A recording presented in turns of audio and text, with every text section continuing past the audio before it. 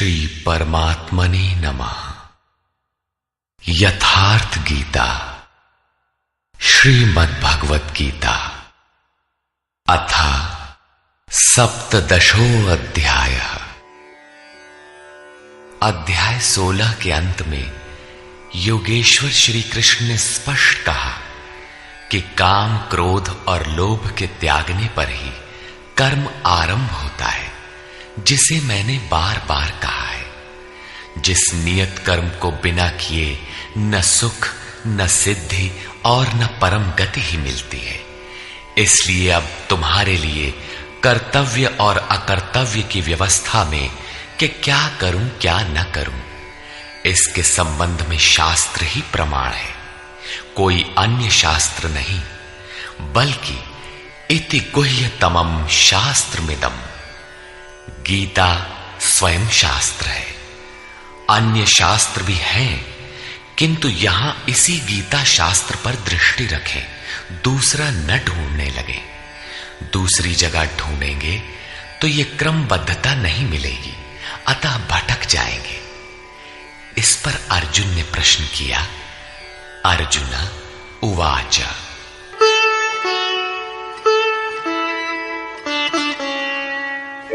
ये शास्त्रविधिमुत्सृज्य यजन्ते श्रद्धयान्विताः तेषां निष्ठा तु का कृष्ण सत्वमाहो रजस्तमः। हे श्री कृष्ण, जो मनुष्य शास्त्र विधि को छोड़कर श्रद्धा सहित यजन करते हैं, उनकी गति कौन सी है?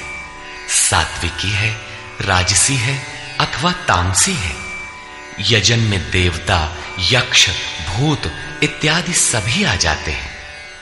श्री भगवान वाच।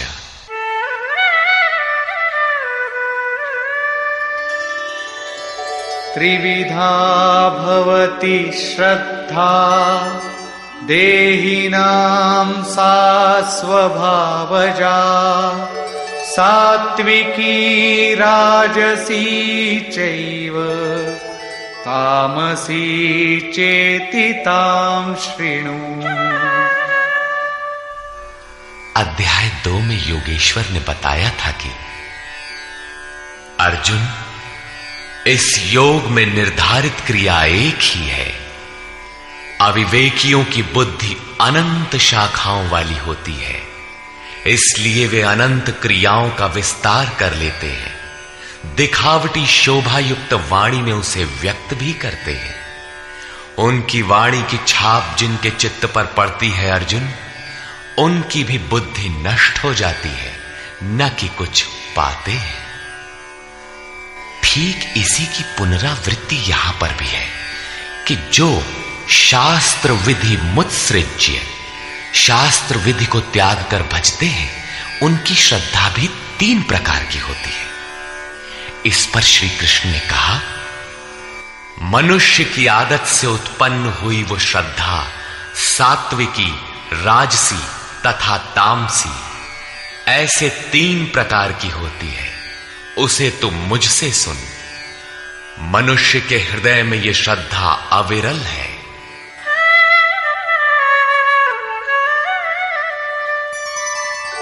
सत्वानुरूपा सर्वस्य श्रद्धा भवति भारत श्रद्धामयोऽयं पुरुषो यो यच्छ्रद्धः स एव सः। हे भारत, सभी मनुष्यों की श्रद्धा उनके चित्त की वृत्तियों के अनुरूप होती है। ये पुरुष श्रद्धामय है, इसलिए जो पुरुष जैसी श्रद्धा वाला है वो स्वयं भी वही है। प्रायः लोग पूछते हैं, मैं कौन हूं? कोई कहता है मैं तो आत्मा हूं, किंतु नहीं। यहां योगेश्वर श्री कृष्ण कहते हैं कि जैसी श्रद्धा, जैसी वृत्ति, वैसा पुरुष। गीता योग दर्शन है। महर्षि पतंजलि भी योगी थे, उनका योग दर्शन है। योग है क्या?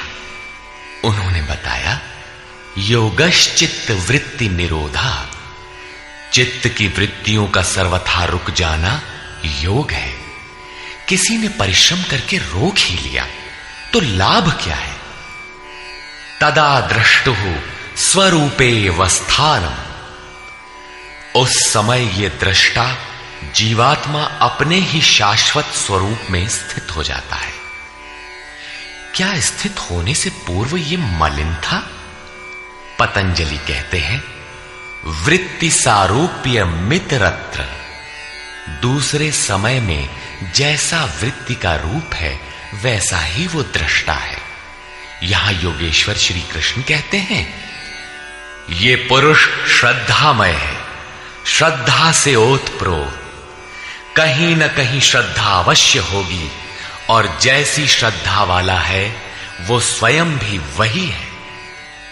जैसी वृत्ति वैसा पुरुष।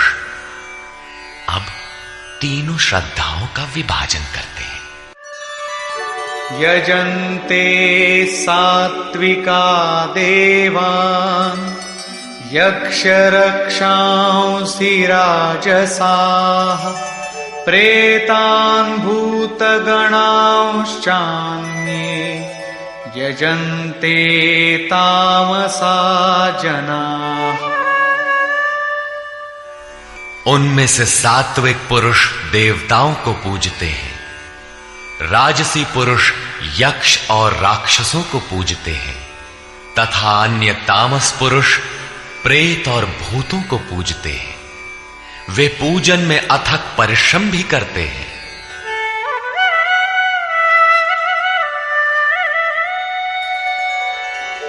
अशास्त्र विहितं घोरं तप्यन्ते ये तपोजनाः दम्भाहंकार संयुक्ताः कामरागबलान्विताः।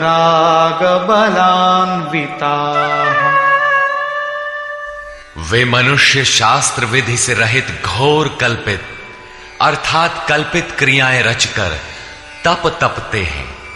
दंभ और अहंकार से युक्त, कामना और आसक्ति के बल से बंधे हुए, कर्षयन्तः शरीरस्थं भूतग्राममचेतसः मां चैवान्तः शरीरस्थं तान् विद्यासुरनिश्चयान्। वे शरीर रूप में स्थित भूत समुदाय को और अंतःकरण में स्थित मुझ अंतर्यामी को भी कृश करने वाले हैं, अर्थात दुर्बल करने वाले हैं। आत्मा प्रकृति के दरारों में पड़कर विकारों से दुर्बल और यज्ञ साधनों से सबल होती है। उन अज्ञानियों अर्थात अचेतों को निश्चय ही तू असुर जान, अर्थात वे सब के सब असुर हैं। प्रश्न पूरा हुआ। शास्त्र विधि को त्याग कर भजने वाले सात्विक पुरुष देवताओं को, राजसी पुरुष यक्ष राक्षसों को और तामसी पुरुष भूत प्रेतों को पूजते हैं।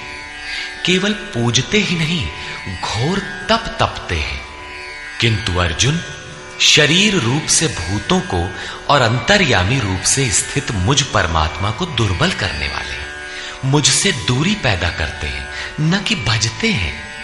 उनको तू असुर जान, अर्थात देवताओं को पूजने वाले भी असुर ही हैं। इससे अधिक कोई क्या कहेगा? अतः जिसके ये सभी अंश मात्र हैं, उन मूल एक परमात्मा का भजन करें। इस पर परम योगेश्वर श्री कृष्ण ने बारंबार बल दिया है।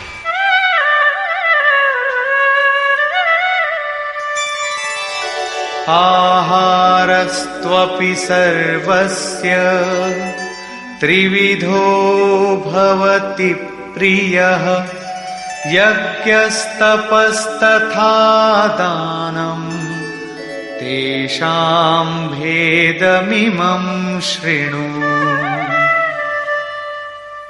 अर्जुन, जैसे श्रद्धा 3 प्रकार की होती है, वैसे ही सबको अपनी अपनी प्रकृति के अनुसार भोजन भी 3 प्रकार का प्रिय होता है, और वैसे ही यज्ञ, तप और दान भी 3-3 प्रकार के होते हैं।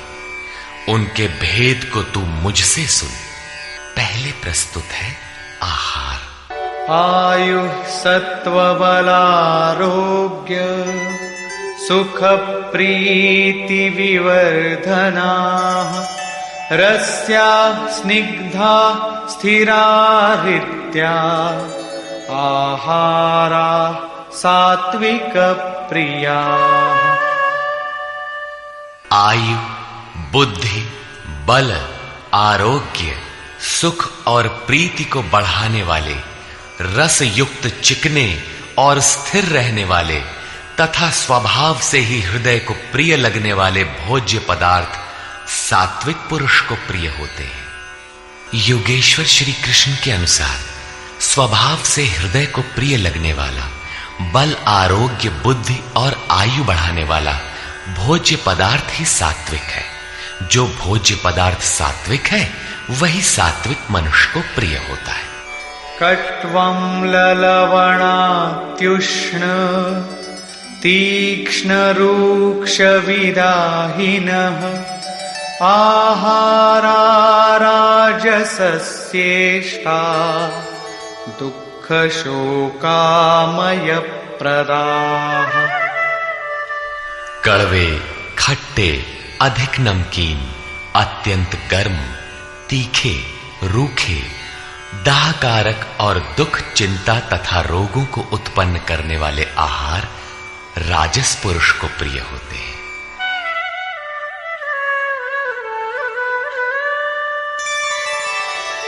यातयामं गतरसं पूतिपर्युषितं च यत् उच्छिष्टमपि चामेध्यं भोजनं तामसप्रियम्। जो भोजन 1 प्रहर अर्थात 3 घंटे से अधिक पहले का बना हुआ है, गत रसम, रस रहित, दुर्गंध युक्त, बासी, उच्छिष्ट अर्थात जूठा और अपवित्र भी है, वो तामस पुरुष को प्रिय होता है। प्रश्न पूरा हुआ।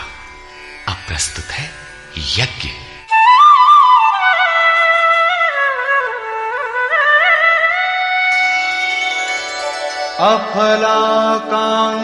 अफलाकांक्षिभिर्यज्ञो विधिदृष्टो य ईज्यते यष्टव्यमेवेति मनः समाधाय स सात्विकः।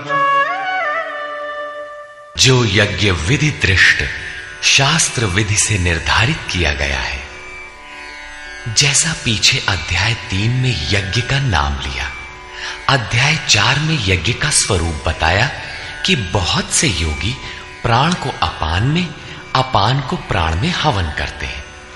प्राण अपान की गति निरोध कर प्राणों की गति स्थिर कर लेते हैं, संयमाग्नि में हवन करते हैं।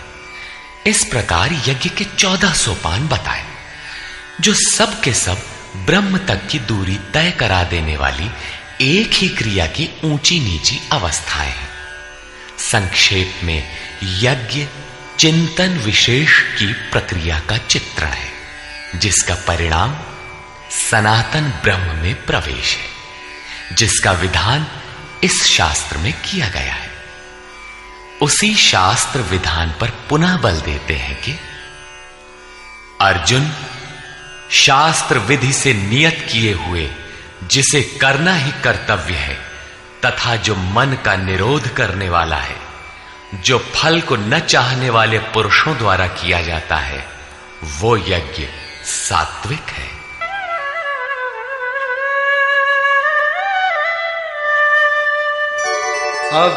अभिसंधाय तु फलम् दम्भार्थमपि चैव यत् ईज्जते भरतश्रेष्ठ तं यज्ञं विद्धि राजसम्। हे अर्जुन, जो यज्ञ केवल दंभाचरण के लिए ही हो या फल को उद्देश्य बनाकर किया जाता हो, उसे राजस यज्ञ जान। ये कर्ता यज्ञ की विधि जानता है, किंतु दंभाचरण या फल को उद्देश्य बनाकर करता है कि अमुक वस्तु मिलेगी तथा लोग देखें कि यज्ञ करता है, प्रशंसा करेंगे, ऐसा यज्ञ करता वस्तुतः राजसी है। अब तामस यज्ञ का स्वरूप बताते हैं।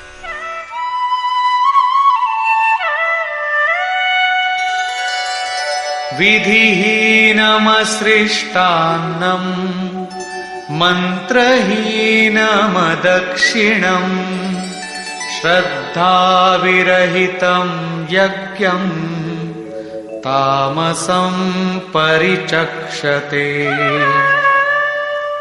जो यज्ञ शास्त्र विधि से रहित है, जो अन्न अर्थात परमात्मा की सृष्टि कर सकने में असमर्थ है, मन को अंतराल में निरुद्ध करने की क्षमता से रहित है, दक्षिणा अर्थात सर्वस्व के समर्पण से रहित है, तथा जो श्रद्धा रहित है, ऐसा यज्ञ तामस यज्ञ कहा जाता है।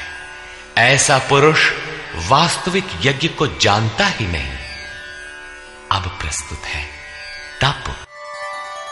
देवद्विज गुरु प्राज्ञ पूजनं शौचमार्जवम् ब्रह्मचर्यमहिंसा च शारीरं तप उच्यते। परम देव परमात्मा द्वैत पर जय प्राप्त करने वाले द्विज सद्गुरु और ज्ञानी जनों का पूजन, पवित्रता, सरलता, ब्रह्मचर्य तथा अहिंसा शरीर संबंधी तप कहा जाता है। शरीर सदैव वासनाओं की ओर बहकता है, इसे अंतःकरण की उपर्युक्त वृत्तियों के अनुरूप तपाना शारीरिक तप है।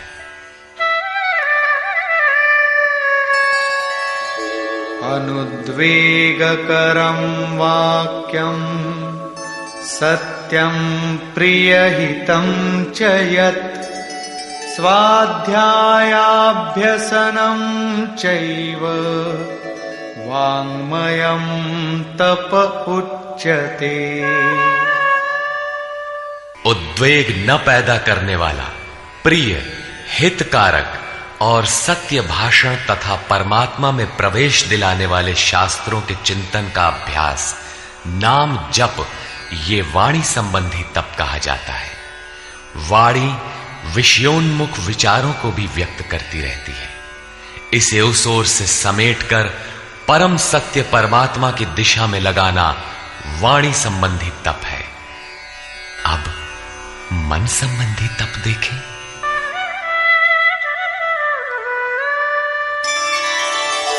मनः प्रसाद सौम्यत्वं मौनमात्मविनिग्रहः भावसंशुद्धिरित्येतत् तपो मानसमुच्यते। मन की प्रसन्नता, सौम्य भाव, मौन अर्थात इष्ट के अतिरिक्त अन्य विषयों का स्मरण भी न हो, मन का निरोध, अंतःकरण की सर्वथा पवित्रता, ये मन संबंधी तप कहा जाता है। उपर्युक्त तीनों अर्थात शरीर, वाणी और मन का तप मिलाकर एक सात्विक तप है।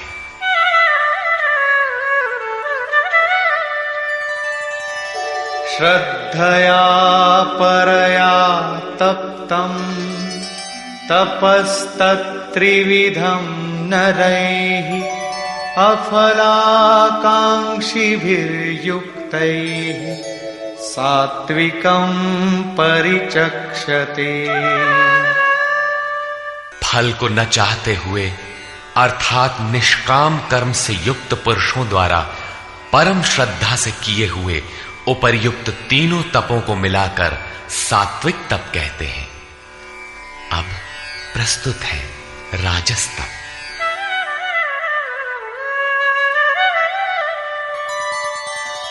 सत्कारमान पूजार्थं तपोदम्भेन चैव यत् क्रियते तदिह प्रोक्तम् राजसं चलमध्रुवम्। जो तप सत्कार, मान और पूजा के लिए अथवा केवल पाखंड से ही किया जाता है, वो अनिश्चित एवं चंचल फल वाला तप राजस कहा गया है। मूढ़ग्राहेणात्मनो यत् पीडया क्रियते तपः परस्योत्सादनार्थं वा तत्तामसमुदाहृतम्। जो तप मूर्खता पूर्वक हठ से मन, वाणी और शरीर की पीड़ा सहित अथवा दूसरे का अनिष्ट करने के लिए बदले की भावना से किया जाता है, वो तप तामस कहा गया है। इस प्रकार सात्विक तप में शरीर, मन और वाणी को मात्र इष्ट के अनुरूप ढालना है। राजस तप में तप की क्रिया वही है, किंतु दंभ मान सम्मान की इच्छा से तपते हैं। प्रायः महात्मा लोग घर बार छोड़ने के बाद भी इस विकार के शिकार हो जाते हैं। और तीसरा तामसी तप अविधि पूर्वक होता है, दूसरों को पीड़ा पहुंचाने के दृष्टिकोण से होता है। अब प्रस्तुत है दान।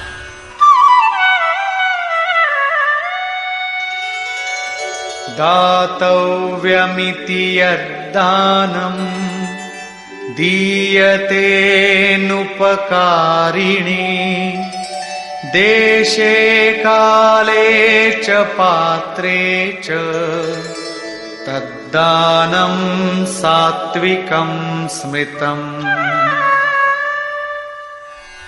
दान देना ही कर्तव्य है। इस भाव से जो दान देश अर्थात स्थान, काल अर्थात समयानुकूल और सत्य पात्र के प्राप्त होने पर बदले में उपकार की भावना से रहित होकर दिया जाता है, वो दान सात्विक कहा गया है। यत्तु प्रत्युपकारार्थं फलमुद्दिश्य वा पुनः दीयते च परिक्लिष्टम् तद्दानं राजसं स्मृतम्। जो दान क्लेश पूर्वक अर्थात जो देते नहीं बनता लेकिन देना पड़ रहा है तथा प्रत्युपकार की भावना से ये करूंगा तो ये मिलेगा अथवा फल को उद्देश्य बनाकर फिर दिया जाता है, वो दान राजस कहा गया है। अदेश काले यद्दानम् अपात्रेभ्यश्च दीयते असत्कृतमवज्ञातम् तत्तामसमुदाहृतम्। जो दान बिना सत्कार किए अथवा तिरस्कार पूर्वक झिड़क कर अयोग्य देश काल में अनाधिकारियों को दिया जाता है, वो दान तामस कहा गया है। पूज्य महाराज जी कहा करते थे, हो कुपात्र को दान देने से दाता नष्ट हो जाता है। ठीक इसी प्रकार श्री कृष्ण का कहना है कि दान देना ही कर्तव्य है। देश, काल और पात्र के प्राप्त होने पर बदले में उपकार न चाहने की भावना से उदारता के साथ दिया जाने वाला दान सात्विक है। कठिनाई से निकलने वाला, बदले में फल की भावना से दिया जाने वाला दान राजस है और बिना सत्कार के झिड़कियों के साथ प्रतिकूल देश काल में कुपात्र को दिया जाने वाला दान तामस है, लेकिन है दान ही। किंतु जो देह गेह इत्यादि सबके ममत्व को त्याग कर एकमात्र इष्ट पर ही निर्भर है, उसके लिए दान का विधान इससे और उन्नत है, और वो है सर्वस्व का समर्पण, संपूर्ण वासनाओं से हटकर मन का समर्पण। जैसा कि श्री कृष्ण ने कहा है, मय्येव मन आधत्स्व, अतः दान नितांत आवश्यक है। अब प्रस्तुत है ओम तत् और सत का स्वरूप।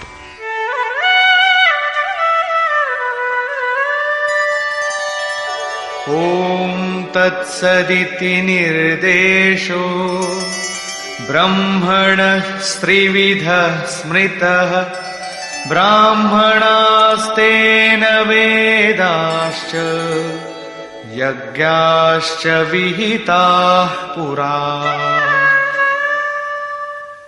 अर्जुन, ओम तत् और सत ऐसा 3 प्रकार का नाम ब्रह्मणः निर्देशः स्मृतः, ब्रह्म का निर्देश करता है, स्मृति दिलाता है, संकेत करता है और ब्रह्म का परिचायक है। उसी से पुरा, पूर्व में अर्थात आरंभ में ब्राह्मण, वेद और यज्ञादि रचे गए हैं, अर्थात ब्राह्मण, यज्ञ और वेद ओम से पैदा होते हैं। ये योग जन्य है, जन्मना नहीं। ओम के सतत चिंतन से ही इनकी उत्पत्ति है और कोई तरीका नहीं है।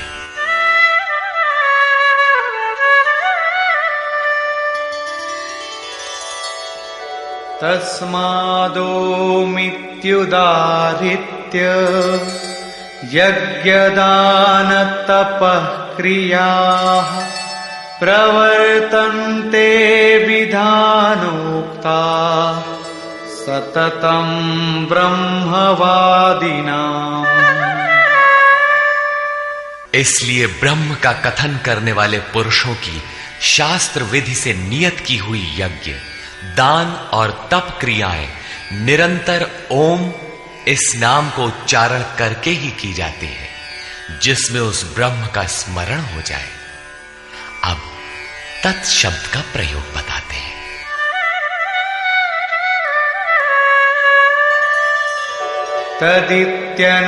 तदित्यनभिसन्धाय फलं यज्ञ तपः क्रियाः दान क्रियाश्च विविधाः क्रियन्ते मोक्षकांक्षिभिः।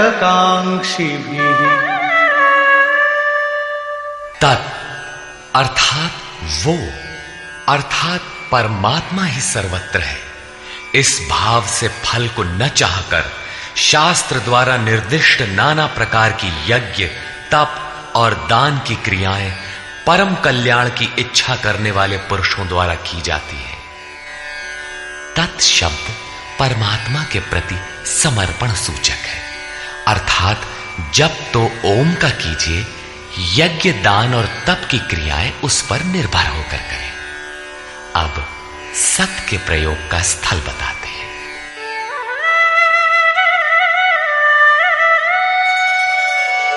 सद्भावे साधुभावे च सदित्येतत् प्रयुज्यते प्रशस्ते कर्मणि तथा सच्छब्दः पार्थयुज्यते। गीता के आरंभ में ही अर्जुन ने प्रश्न खड़ा किया था कि कुल धर्म ही शाश्वत है, सत्य है। तो श्री कृष्ण ने कहा, अर्जुन, तुझे यह अज्ञान कहां से उत्पन्न हुआ? सत वस्तु का तीनों कालों में कभी अभाव नहीं होता, उसे मिटाया नहीं जा सकता, और असत वस्तु का तीनों कालों में अस्तित्व नहीं है, उसे रोका नहीं जा सकता। वस्तुतः वो कौन सी वस्तु है जिसका तीनों कालों में अभाव नहीं है? और वो असत वस्तु है क्या जिसका अस्तित्व नहीं? तो बताया, ये आत्मा ही सत्य है और भूतादिकों के समस्त शरीर नाशवान है, आत्मा सनातन है, अव्यक्त है, शाश्वत और अमृत स्वरूप है। यही परम सत्य है। सत, ऐसे परमात्मा का ये नाम सद्भावे, सत्य के प्रति और साधु भाव में प्रयोग किया जाता है। और हे पार्थ, जब कर्म सांगो पांग भली प्रकार होने लगे, तब सत शब्द का प्रयोग किया जाता है। सत का अर्थ ये नहीं है कि ये वस्तुएं हमारी हैं। जब शरीर ही हमारा नहीं है, तो इसके उपभोग में आने वाली वस्तुएं हमारी कब है? ये सत नहीं है। सत का प्रयोग केवल एक दिशा में किया जाता है। सद्भाव में आत्मा ही परम सत्य है। इस सत्य के प्रति भाव हो, उसे साधने के लिए साधु भाव हो और उसकी प्राप्ति कराने वाला कर्म प्रशस्त ढंग से होने लगे, वहीं सत शब्द का प्रयोग किया जाता है। इसी पर योगेश्वर अग्रेतर कहते हैं, यज्ञे तपसि दाने च स्थितिः सदिति चोच्यते कर्म चैव तदर्थीयम् सदित्येवाभिधीयते।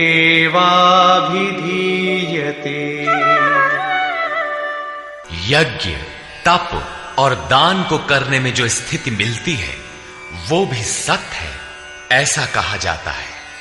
तदर्थीयम, उस परमात्मा की प्राप्ति के लिए किया हुआ कर्म ही सत्य है, ऐसा कहा जाता है। अर्थात उस परमात्मा की प्राप्ति वाला कर्म ही सत्य है। यज्ञ, दान, तप तो इस कर्म के पूरक है।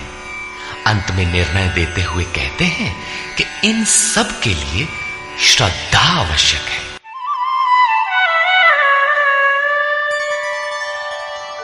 अश्रद्धया हुतं दत्तं तपस्तप्तं कृतं च यत् असदित्युच्यते पार्थ न च तत्प्रेत्य नो इह। हे पार्थ, बिना श्रद्धा के किया हुआ हवन, दिया हुआ दान, तपा हुआ तप और जो कुछ भी किया हुआ कर्म है वो सब असत है, ऐसा कहा जाता है। वो ना तो इस लोक में और न परलोक में ही लाभदायक है। अतः समर्पण के साथ श्रद्धा नितांत आवश्यक है। निष्कर्ष, अध्याय के आरंभ में ही अर्जुन ने प्रश्न किया कि भगवान जो शास्त्र विधि को त्याग कर और श्रद्धा से युक्त होकर यजन करते हैं, अर्थात लोग भूत भवानी अन्यान्य पूजते ही रहते हैं, तो उनकी श्रद्धा कैसी है? सात्विकी है, राजसी है अथवा तामसी? इस पर योगेश्वर श्री कृष्ण ने कहा, अर्जुन, यह पुरुष श्रद्धा का स्वरूप अर्थात पुतला है। कहीं न कहीं उनकी श्रद्धा होगी ही। जैसी श्रद्धा वैसा पुरुष, जैसी वृत्ति वैसा पुरुष। उनकी वह श्रद्धा सात्विकी, राजसी और तामसी तीन प्रकार की होती है। सात्विकी श्रद्धा वाले देवताओं को राजसी श्रद्धा वाले यक्ष अर्थात जो यश शौर्य प्रदान करें, राक्षसों अर्थात जो सुरक्षा दे सके का पीछा करते हैं, और तामसी श्रद्धा वाले भूत प्रेतों को पूजते हैं। शास्त्र विधि से रहित इन पूजाओं द्वारा ये तीनों प्रकार के श्रद्धालु शरीर में स्थित भूत समुदाय अर्थात अपने संकल्पों और हृदय देश में स्थित मुझ अंतर्यामी को भी कृश करते हैं, न कि पूजते हैं। उन सबको निश्चय ही तू असुर जान, अर्थात भूत प्रेत यक्ष राक्षस तथा देवताओं को पूजने वाले असुर हैं। देवता प्रसंग को श्री कृष्ण ने यहां तीसरी बार उठाया है। पहले अध्याय 7 में उन्होंने कहा कि अर्जुन, कामनाओं ने जिनका ज्ञान हर लिया है वही मूढ़ बुद्धि अन्य देवताओं को पूजा करते हैं। दूसरी बार अध्याय 9 में उसी प्रश्न को दोहराते हुए कहा, जो अन्यान्य देवताओं की पूजा करते हैं वे भी मुझे ही पूजते हैं। किंतु उनका वह पूजन अविधि पूर्वक अर्थात शास्त्र में निर्धारित विधि से भिन्न है, अतः वह नष्ट हो जाता है। यहां अध्याय 17 में उन्हें आसुरी स्वभाव वाला कहकर संबोधित किया। श्री कृष्ण के शब्दों में एक परमात्मा की ही पूजा का विधान है। तदनंतर योगेश्वर श्री कृष्ण ने 4 प्रश्न लिए। आहार, यज्ञ, तप और दान। आहार 3 प्रकार के होते हैं। सात्विक पुरुष को तो आरोग्य प्रदान करने वाले, स्वाभाविक प्रिय लगने वाले स्निग्ध आहार प्रिय होते हैं। राजस पुरुष को कड़वे, तीक्ष्ण, उष्ण, चटपटे, रोगवर्धक आहार प्रिय होते हैं। तामस पुरुष को जूठा, बासी और अपवित्र आहार प्रिय होता है। शास्त्र विधि से निर्दिष्ट यज्ञ अर्थात जो आराधना की अंतः क्रियाएं हैं, जो मन का निरोध करता है, फलाकांक्षा से रहित, वह यज्ञ सात्विक है। दंभ प्रदर्शन तथा फल के लिए किए जाने वाला वही यज्ञ राजस है, और शास्त्र विधि से रहित मंत्र, दान तथा बगैर श्रद्धा से किया हुआ यज्ञ तामस है। परमदेव परमात्मा में प्रवेश दिलाने वाली सारी योग्यताएं जिनमें हैं, उन प्राज्ञ सद्गुरु की अर्चना, सेवा और अंतःकरण से अहिंसा, ब्रह्मचर्य और पवित्रता के अनुरूप शरीर को तपाना शरीर का तप है। सत्य, प्रिय और हितकर बोलना वाणी का तप है, और मन को कर्म में प्रवृत्त रखना, इष्ट के अतिरिक्त विषयों के चिंतन में मन को मौन रखना मन संबंधी तप है। मन, वाणी और शरीर तीनों मिलाकर इस ओर तपाना सात्विक तप है। राजस तप में कामनाओं के साथ उसी को किया जाता है, जबकि तामस तप शास्त्र विधि से रहित स्वेच्छाचार है। कर्तव्य मानकर देश, काल और पात्र का विचार करके श्रद्धापूर्वक दिया गया दान सात्विक है। किसी लाभ के लोभ में कठिनाई से दिया जाने वाला दान राजस है, और झिड़क कर कुपात्र को दिया जाने वाला दान तामस है। ओम, तत् और सत का स्वरूप बताते हुए योगेश्वर श्री कृष्ण ने कहा कि ये नाम परमात्मा की स्मृति दिलाते हैं।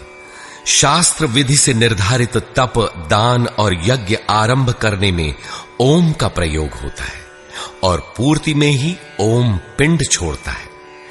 तत् का अर्थ है वह परमात्मा, उसके प्रति समर्पित होकर ही वह कर्म होता है, और जब कर्म धारावाही होने लगे तब सत का प्रयोग होता है। भजन ही सत है। सत के प्रतिभाव और साधु भाव में ही सत का प्रयोग किया जाता है।